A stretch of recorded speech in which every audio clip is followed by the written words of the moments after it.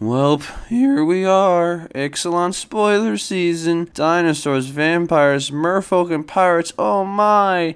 None of us could have seen this coming, right? Coolest and most awesomest collection of tribal decks imaginable, and nothing could have possibly leaked out, right? Welcome to the Planeswalker Project.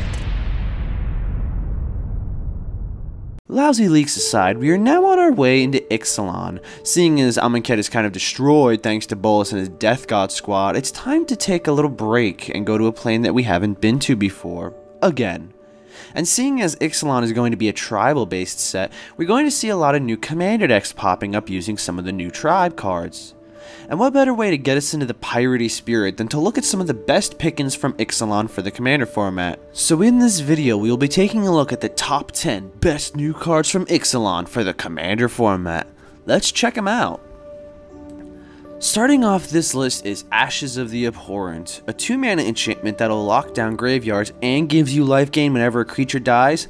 This might seem a bit narrow in its usage, but in Commander, creatures die all the time, and in a deck focused on life gain, such as a token deck or a Loro, this will find a place in one of them as a nice little chunk of life gain. Sanctum Seekers comes in at number 9. Vampire's got a lot of new cards in this set that are bonkers. I feel given the new strategy they have access to in Edgar Markov, the Sanctum Seekers fits right in at home.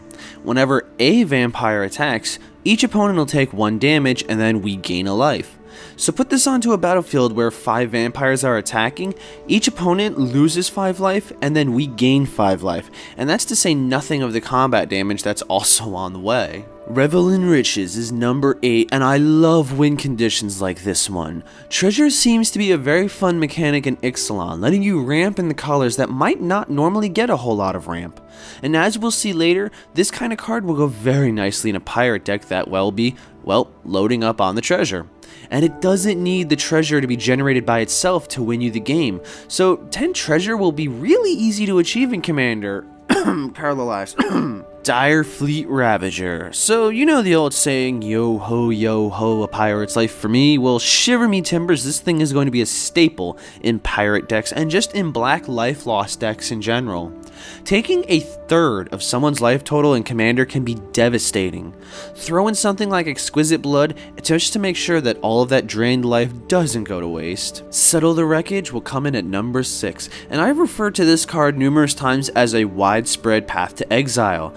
Granted, this will give whatever player gets hit a ton of land ramp, but there are 2 points to keep in mind when you're assessing the power level of this card.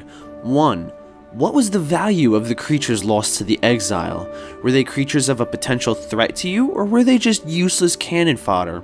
And number 2. Does the player have enough basic lands in their deck to make the search worth losing their creatures for? Or do they have to stop because their dual lands can't be searched for? Herald of Secret Streams is in at number 5, and this is actually a card I've wanted for a very long time.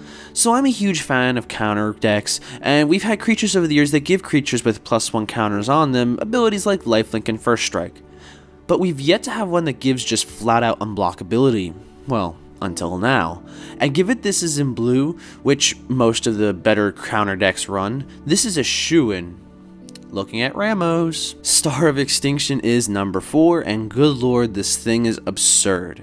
This is literally as board wipey a card as there ever was, but I have to say I really like that they tacked on the arbitrary land destruction.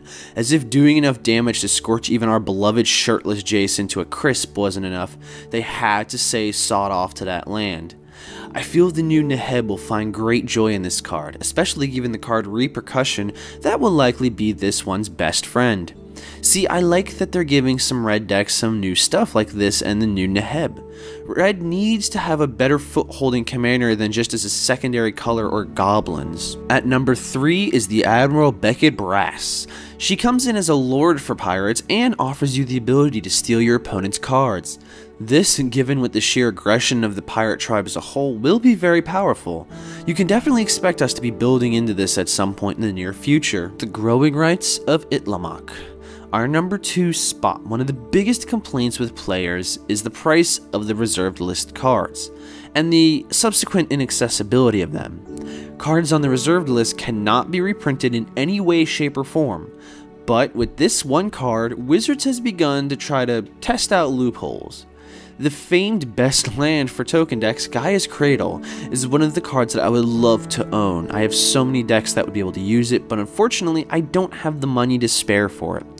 The growing rights might not begin as Gaia's Cradle per se, but once it flips, it becomes Ixalan, Cradle of the Sun, which has the ability to tap for 1 green mana for each creature you control, which is literally Gaia's Cradle ability, just on a bit more of stipulation. This is one of the best mana producing abilities that Standard has seen in years, and I like that Wizards is sort of skirting around the reserved list restrictions with abilities like this. And last, but most definitely not least, is our #1 spot, Gisheth, Sun's Avatar. Dinosaur freaking Avatar.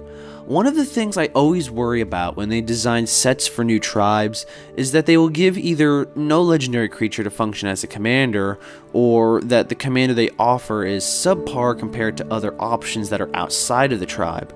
With Gisheth, that is thankfully not the case. This thing might cost 8 mana to cast, but we're in green and can easily hit that with little trouble. Gisheth comes out with 3 powerful abilities, all which will make it evident once it hits, it will begin dishing out the hurt. What I love about this is that it lets you cheat out multiple dinosaurs into play, something I really enjoy as it'll let your forces grow humongous. Dinosaurs seem to be a really wide range of abilities, and I really like the way this is looking. I'm so excited to begin brewing with this Colosso Dino, and to see what sort of prehistoric powerhouse this turns out to be. So that's going to do it for our list today of the best cards from Ixalan for Commander. What do you think of our picks here? Are there cards you think we overlooked? Let us know in the comment section. What cards are you shooting to pick up from Ixalan? Release day is only a few weeks off, and I'm pumped to start prepping for it.